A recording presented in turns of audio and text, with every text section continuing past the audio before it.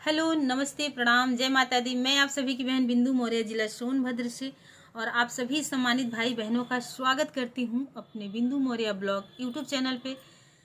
तो आज मैं एक गीत लेके आई हूं नए साल पे, और ये नए साल पे गीत उनके लिए है जो लोग नए साल पे खुशी तो सब लोग मनाते हैं, इंजॉय करते हैं, मस्ती करते हैं, खुशी मनाते हैं, अच्छा लगता है।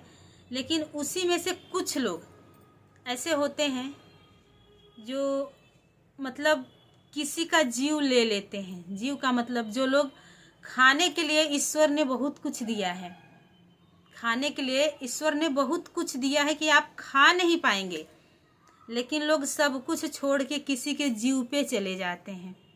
जैसे में लोग देखिए, बकरा है, मुर्गा है, क्या क्या काटते हैं। हम लोग जाते हैं घूमने फिरने के लिए तो देखते हैं, तो बल्कि वो रास्ता ही हम चेंज कर देते हैं। जहाँ हम ऐसा सीन देखते हैं कि कोई वैसा कुछ बना रहा है, खा रहा है, हम रास्ता ही चेंज कर देते हैं, क्योंकि हमसे बर्दाश्त नहीं होता है ये सब चीज़ें। तो मैं उनके लिए एक गीत लेके आई हूँ कि प्लीज़ आप लोगों से निवेदन है कि आप लोग नए साल पे खूब इंजॉय करिए, मस्ती करिए, खाइए पीजिए, जो इच्छा हो करिए, लेकिन किसी का जीव मत लीजिए। क्योंकि एक तरफ आप खुशियाँ मना रहे हैं और एक तरफ कोई तड़प तड़प के मर रहा है। तो ऐसा पाप मत करिए आप लोग। तो आइए। रोई रोई कहतिया बकरा के माई, ई कैसन नया सलमा नवल जाता भाई। रोई रोई कहतिया बकरा के माई, ई कैसन नया सलमा नवल जाता भाई।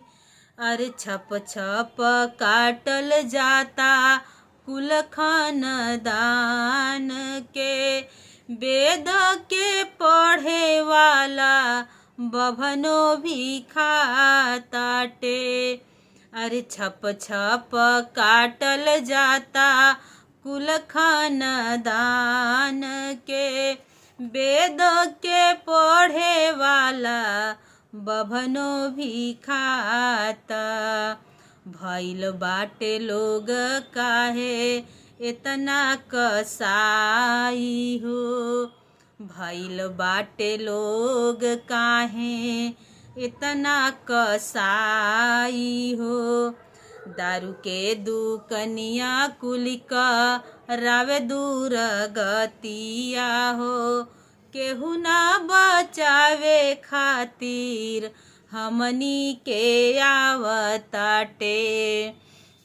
दारू के दुकनिया सबक रावे दूर गतिया हो, केहू ना बचावे खातिर हमनी के आवताटे।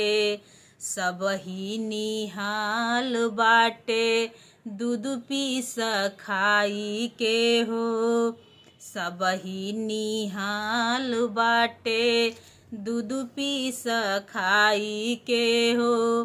अरे रोई रोई कहतिया बकरा के माई हो, कैसन नया सलमा नावल जाता भाई हो, कैसन नया सलमा नावल जाता भाई हो।